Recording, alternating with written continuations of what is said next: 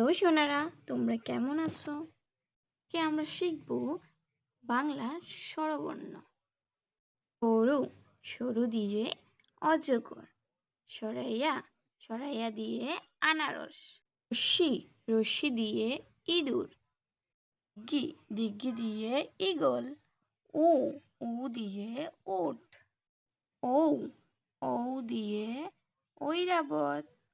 রসল্লি, রসল্লি দিয়ে ঋষি। লি, লি দিয়ে লিচু। এ, গরু গাড়ি।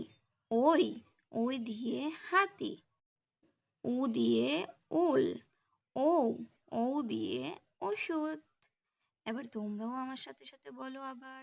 শুরু, সরাইয়া, রশ্মি, দিঘি, উ, ও, রসলি, লি, এ, ওই, উ, ও।